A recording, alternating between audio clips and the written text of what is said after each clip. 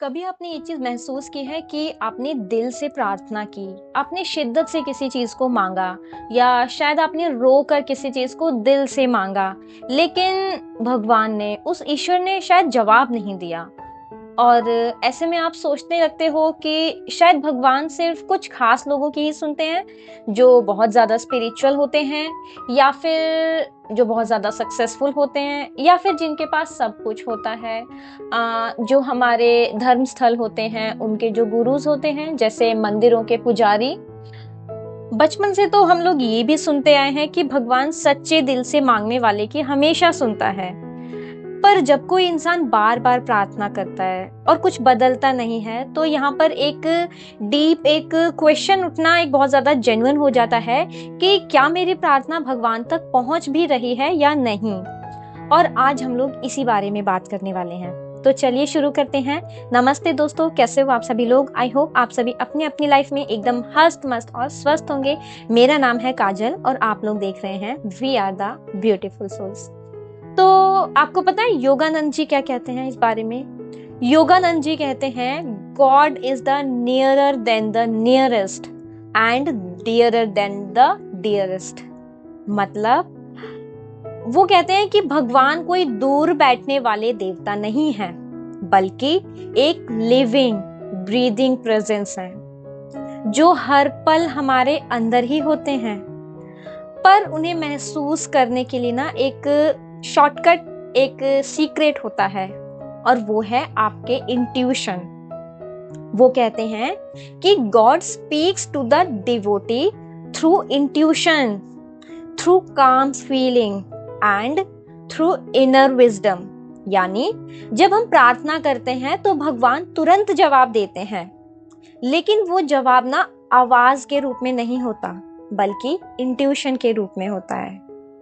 मतलब जब हम प्रार्थना करते हैं, हम भगवान से किसी भी चीज का जवाब चाहते हैं, तो ऐसा नहीं होता कि कोई आकाशवाणी होगी, हमारे कान में कोई कुछ बोल के जाएगा, ऐसा नहीं होता। कई लोगों के साथ इवन ऐसे एक्सपीरियंसेस भी होते हैं। हमें पुराने टाइम में कई लोगों के साथ ऐसी चीजें भी हुई हैं जो हमें बुक्स में अक्सर देखने को पढ़ने को मिलती हैं। मैंने जो पिछली बुक पढ़ी थी, मतलब अभी मेरी रिसेंटली कंप्लीट हुई है, योगानंद जी की ऑटोबायोग्राफी ऑफ अ योगी, उसमें बहुत सारी ऐसी मैंने चीजें पढ़ी हैं। बट मोस्टली जो मैं समझी हूँ वो ये है कि जो ईश्वर है, जो भगवान है, वो हमें डायरेक्टली वर्ड्स के फॉर्म में आंसर नहीं देते, बल्कि हमारी इंट्यूशन के थ्रू ही देते हैं। कभी एक काम फीलिंग, एक शांत एहसास हमें होता है, या फिर कभी हमें अचानक से कोई क्लैरिटी मिल जाती है, कभी एक सिचुएशन आती है जिससे हमारी लाइफ में सब कुछ बदल जाता है। बस हमें सुनना आना चाहिए, और उसके लिए हमारे मन का शांत होना जरूरी है। योगानंद जी कहते हैं, be silent, that is the secret.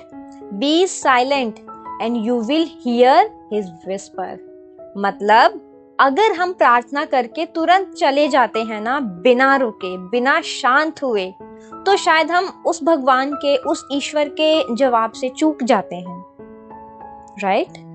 और अगर मैं अब्राहम हिक्स के पर्सपेक्टिव से बताऊं, तो अब्राहम हिक्स भी इसी बात को ना वाइब्रेशन के लैंग्वेज में समझाते हैं। अब्राहम हिक्स कहते हैं कि you are always broadcasting a signal and source is always responding. मतलब कहने का ये है कि आप हमेशा एक सिग्नल उस यूनिवर्स में भेज रहे हो, जो कि वो सुप्रीम पावर आपकी सिग्नल को आप पकड़ रहा है और हमेशा उसको रिस्पॉन्ड करता है। यानी कि आपकी प्रेयर, आपकी प्रार्थना सिर्फ शब्दों से नहीं होती है, बल्कि आपकी वाइब्रेशन से होती है। आप क्या फील कर रहे हो, वही आपकी प्रार्थना होती है, और जो फीलिंग आपको वापस मिलती है ना, वो यूनिवर्स का जवाब होता है। अब्राहम हिक्स ने हमें बहुत ही ब्यूटीफुल कॉन्सेप्ट दिया है हमारे इमोशनल गाइडिंग सिस्टम का। अब्राहम हिक्स कहते हैं कि your emotion are the connection to the source. Positive emotions का मतलब है कि गॉड से कनेक्शन स्ट्रांग है, और नेगेटिव इमोशंस का मतलब हो कि आप गॉड से थोड़ा सा डिस्कनेक्ट हो गए हो, आप उस सोर्स से, उस सुप्रीम पावर से थोड़ा सा डिस्कनेक्ट हो गए हो। तो जब आप किसी बात पे खुशी महसूस करते हो, पीस या फिर क्लैरिटी फील करते हो ना, तो समझ लो कि यही भगवान का यस है। मतलब यहाँ पर भगवान ने अप्रूवल दे दिया है आपको वो काम करने का। और जब आपको गिल्ट फील होता है, फियर फील होता है या रेजिस्टेंस में होते हो आप, तब आपको समझ जाना चाहिए कि अभी आंसर आपके लिए क्लियर नहीं है। God is not approved. और आपको मैं एक बहुत ही कमाल की बात बताती हूँ कि अभी ना मेरा रीडिंग्स जो है, मैंने आपको बताया कि लास्ट बुक मैंने पढ़ी थी ऑटोबायोग्राफी ऑफ योगी, और रीडिंग सेशन में मैं एक बुक स्टार्ट करना चाहती थी तो मुझे समझ नहीं आ रहा था, तो मैंने सोचा कि अब्राहम हिक्स की ask and it is given से स्टार्ट किया जाए। और मैं वो बुक पढ़ने ही वाली थी, मतलब मैं जहाँ पर मैंने बुक्स ऑर्गेनाइज किया मैं वहाँ पर गई अपनी बुक निकालने। और एक बुक मेरे पास है जो काफ़ी टाइम से है, लेकिन मुझे नहीं पता उसको क्यों नहीं पढ़ा, और वो बुक पे मेरी नजर गई और मुझे बहुत ही स्ट्रॉन्ग इम्पल्स आई उस बुक को पढ़ने की। और वो बुक है कॉन्वर्सेशन विद द गॉड, जो कि नील डोनाल्ड वॉल्श नाम के एक राइटर ने लिखी है। उनका अगर मैं आपको थोड़ा सा बैकग्राउंड बताऊं तो उनका ये है कि उनकी लाइफ में काफ़ी ज़्यादा स्ट्रगल थे, और जिस तरीके से अब्राहम एस्थर को चैनल करते हैं ना, अब्राहम हिक्स जो है वो एस्थर के थ्रू बात करती हैं, लोगों से कम्युनिकेट करती हैं, उसी तरीके से ना नील जो है राइटर हैं, उनके जितने भी क्वेश्चंस थे, वो अपनी लाइफ में बहुत ज़्यादा फ्रस्ट्रेटेड चल रहे थे, तब उन्होंने ये बुक लिखी थी। और बुक भी कैसी लिखी थी, जब वो बहुत ही ज़्यादा उनकी लाइफ में कॉन्ट्रास्ट था, बहुत ही ज़्यादा चैलेंजेस थे। उनकी एक अक्सर आदत थी कि वो अपने जो भी क्वेश्चन होते थे या जो भी भड़ास होती थी ना, राइटिंग हैबिट जिसे बोलते हैं ना, उनकी ऐसी हैबिट थी।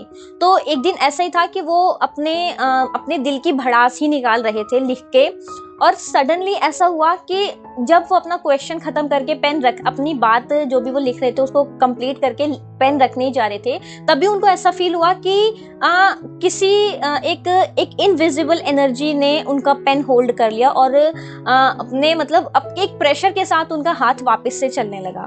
और इस बार जो ये हाथ है, ये नील खुद नहीं चला रहे थे, बल्कि एक जो डिवाइन एनर्जी है ना, जो फिफ्थ डायमेंशन की जो एनर्जीज होती हैं, जिसे हम लोग नहीं समझते हैं, हर इंसान नहीं समझ पाता, उस तरीके से एक एनर्जी ने उनके क्वेश्चंस के आंसर करने स्टार्ट किए। और इस तरीके से उनकी ये बुक बनी है, जिसमें नील की बातें हैं और फिर उसके जो आंसर दिए गए हैं वो उस डिवाइन एनर्जी द्वारा दिए गए हैं, जिसे हम लोग गॉड, ईश्वर या भगवान के रूप में बोल सकते हैं।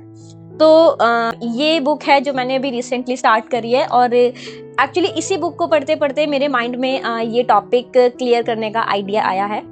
उस बुक में बताया गया है जो गॉड है, जो डिवाइन एनर्जी है, उनके द्वारा जो लिखवाया गया है, जो वर्ड्स जो लिखा वो नील के द्वारा गया है, लेकिन उस जो लिखवाया जा रहा था उसमें नील का कोई रोल नहीं था, बल्कि वो डिवाइन एनर्जी लिखवा रही थी। तो उस बुक में बताया गया है कि ईश्वर हमें बोलते हैं कि I talk to everyone all the time, the question is not to whom do I talk but who listen. मतलब भगवान हर एक इंसान से बात कर रहे हैं और हमेशा बात करते हैं, हमेशा सुनते हैं, हमेशा जवाब देते हैं। वो किसी खास पर्सन से बात नहीं करते, मतलब ना किसी पंडित से, किसी योगी से, किसी गरीब से, किसी अमीर से, वो ऐसा कोई भेदभाव नहीं करते, बल्कि वो सबसे बात करते हैं और हमेशा बात करते हैं। पर प्रॉब्लम यहाँ पर ये आती है कि क्या आप उन्हें सुन पा रहे हो?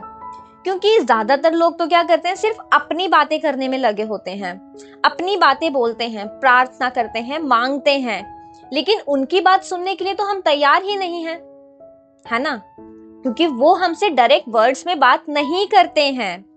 वो हमें बताते हैं कि हम लोग ऐसा सोचते हैं कि अगर भगवान हमसे बात करेंगे ना, तो वो शायद आसमान से आवाज आएगी या कोई मिरेकल होगा।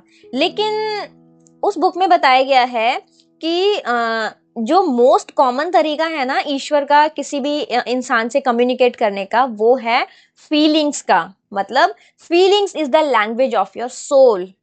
मतलब जब आपको ऐसा फील होता है ना कि वाओ, जब हमारे अंदर वाओ वाली फीलिंग आती है, आपका दिल जो महसूस कर रहा है वाओ वाली फीलिंग, वो उसी डिवाइन एनर्जी की वॉइस होती है, उसी का आंसर होता है। यानी कि जब हम किसी चीज से डीपली इंस्पायर्ड होते हैं या किसी बात पे हमारा दिल रो देता है, तो ये होता है गॉड का कम्युनिकेशन आपके द्वारा। वर्ड्स नहीं, बल्कि आपकी फीलिंग, थॉट्स, इमेजेस, एक्सपीरियंसेस के थ्रू। इस बुक में ये भी बताया गया है कि मोस्ट पावरफुल मैसेंजर जो होते हैं ना गॉड के, वो आपके एक्सपीरियंसेस होते हैं जिन्हें कि आप इग्नोर कर देते हो। मतलब यहाँ गॉड जो है, जो एक वो एनर्जी है, वो हमें बहुत ही जेंटली तरीके से एक मिरर दिखाते हैं। वो कहते हैं कि हम अपने एक्सपीरियंसेस को इग्नोर करते हैं। जैसे कि कोई टॉक्सिक रिलेशनशिप हमारी लाइफ में बार बार आ रहा है, या फिर किसी काम में रिपीटेडली हम फेल हो रहे हैं, किसी डायरेक्शन में जाते ही हमें एंग्जाइटी फील हो रही है, तो हम इन सबको क्या करते हैं ना, इग्नोर करने लगते हैं और हम इसको बार बार रिपीट करते जाते हैं। क्यों? क्योंकि हम उनकी सुन ही नहीं पा रहे हैं, है ना। वो जो डिवाइन एनर्जी है वो हमें बार बार मैसेजेस भेज रहे हैं, हमें सेम लूप में फंसा के, लेकिन हम उनकी सुन ही नहीं रहे हैं। हम नहीं समझ रहे हैं कि हम गलत ट्रैक पे हैं। यहाँ पे जरूरी है कि हम थोड़ा रुकें और समझें कि भगवान हमसे क्या कहना चाहता है, क्या। और अगर हम सेम चीज को अब्राहम की टीचिंग्स के थ्रू भी समझना, तो सेम चीज यहाँ पर भी कनेक्ट होती है कि आपकी लाइफ में एक कॉन्ट्रास्ट है जिससे आपको एक डायरेक्शन मिलता है, जिससे अब्राहम हिक्स कहते हैं ना कि नेगेटिविटी से हमें भागना नहीं चाहिए, उसको रुकना चाहिए, समझना चाहिए, वहीं से हमारी क्लैरिटी आती है। सेम चीज इस बुक में भी बताई गई है, राइट। आपको पता है भगवान, ईश्वर, वो डिवाइन एनर्जी हमेशा हमसे बात करती है और हर एक इंसान से बात करती है। कैसे करती है? हमारे थॉट्स के थ्रू, हमारी फीलिंग्स के थ्रू, हमारे इंट्यूशन के थ्रू, हमारे एक्सपीरियंसेस के थ्रू। बस हमें उसको समझना आना चाहिए, हमें उसको सुनना आना चाहिए, हमारा मन शांत होना चाहिए। और वो कैसे हो सकता है? इसी के लिए बहुत ही ज़्यादा इम्पॉर्टेंट हो जाता है हमारी लाइफ में मेडिटेशन, यानी कि ध्यान। क्योंकि मेडिटेशन एक ऐसी प्रोसेस हो जाता है जिससे हमारा मन शांत होता है, जिसके थ्रू हम उस डिवाइन एनर्जी से कनेक्ट हो सकते हैं। अगर आप एक रेगुलर ध्यानी हैं, रेगुलर ध्यान करते हैं, तो आप ये चीज़ एक्सपीरियंस ज़रूर करेंगे कि आपके मोस्ट ऑफ द क्वेश्चंस के आंसर आपको मेडिटेशन के टाइम पे मिलेंगे। आपको इस चीज का विश्वास करना होगा कि जो भगवान है वो कभी किसी स्पेशल इंसान को जवाब नहीं देते। ऐसा नहीं है कि कोई स्पेशल डिजर्विंग इंसान है जिसको वो जवाब देते हैं, है ना, बल्कि वो ईश्वर, वो डिवाइन एनर्जी हम सबके अंदर है, हमसे हमेशा कम्युनिकेट करती है, हमारी हर एक प्रार्थना का आंसर करती है, हमारे हर एक क्वेश्चन का आंसर दिया जाता है, बस हम उसे सुन नहीं पाते हैं। तो ये था आज का वीडियो।